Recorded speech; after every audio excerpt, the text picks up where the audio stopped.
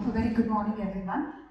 I'll be discussing the results of the trial ACHILLES TORG1834, which was presented in ESMO 2023, of Afatinib versus chemotherapy for treatment-naive non-small cell lung cancer with sensitizing uncommon EGFR mutations.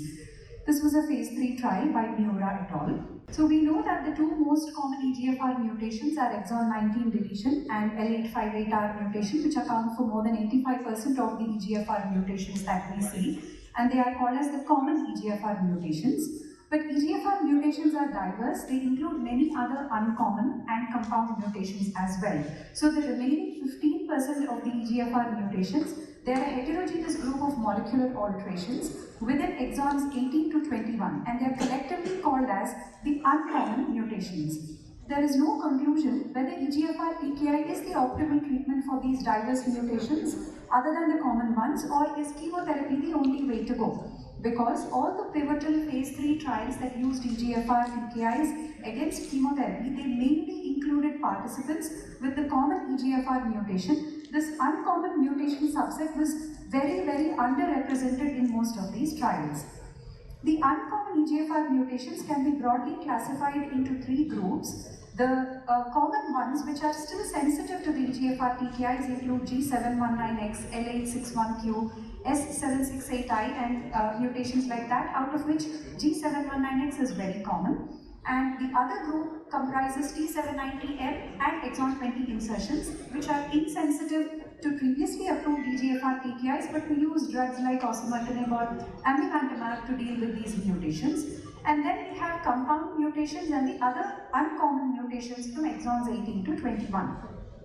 Compound mutation is where more than one mutation is present. It could be 2 uncommon mutations, it could be 1 uncommon and 1 common mutation.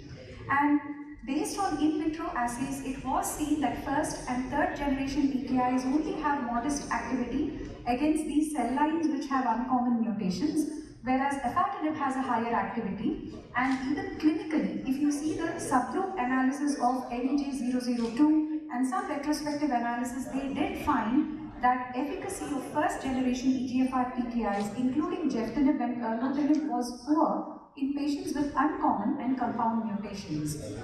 Afatinib, it's second generation EGFR TKI, and it has a broad range anti-tumor activity in vitro in cells with various EGFR gene alterations compared with the first or third generation EGFR TKIs. Even the post-hoc analysis of the Lux lung trials reported the efficacy of Afatinib in this particular subset of patients with overall response rates of 71% and a median PFS of almost 10.7 months.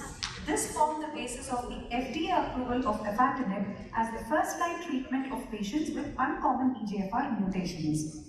But the interpretation of efficacy of Afatinib compared with chemotherapy in this particular population is limited by the small sample size in all these trials.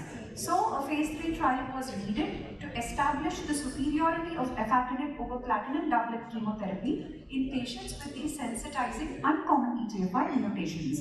And that formed the basis of the ACHILLES trial, which was an open-label phase 3 trial. It enrolled about 109 patients from Japan. So this was the study design where the key inclusion criteria included locally advanced or metastatic non-squamous non-small cell lung cancer. Patients had to be 20 years or older with an ECOG performance status of 0 or 1, and they should have sensitizing uncommon mutations. Most important thing to note here is they excluded exon 20 insertion at T790M, de novo T790M mutation. No prior systemic therapy should have been given, or EGFR TKI therapy also could not be used before.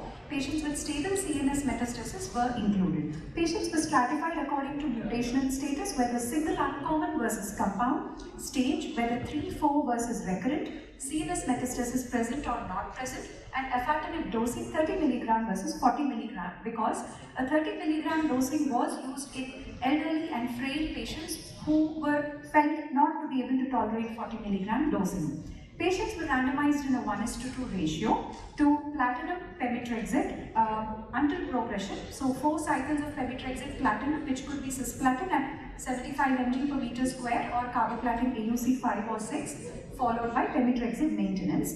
And the other arm, the experimental arm, had Afatinib either 40 mg or 30 mg till progression.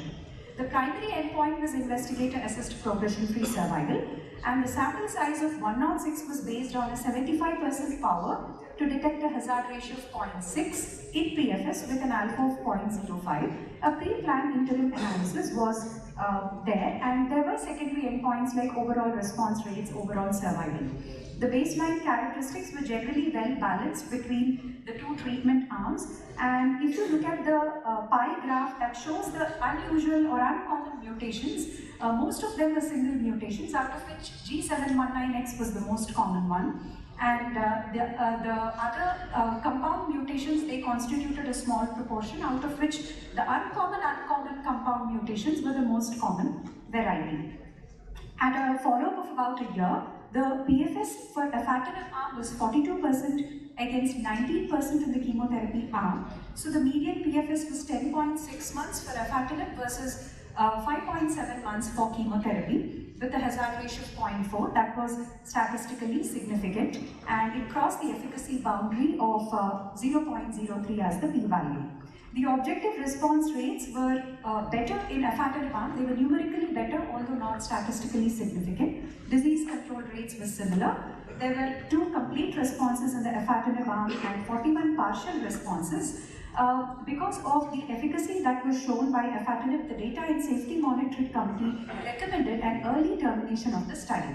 The most common adverse events with Afatinib were mostly the usual toxicities that we see with any other EGFR TKI like diarrhea, rash, paronychia, mucositis. These were very common. The most common adverse events in the chemotherapy arm were mostly hematological, with neutropenia, anemia, nausea being more common. Grade 3 or higher adverse events were reported slightly more frequently in the Afatinib arm. However, it was not statistically significant. There was one treatment-related pneumonitis in the Afatinib arm.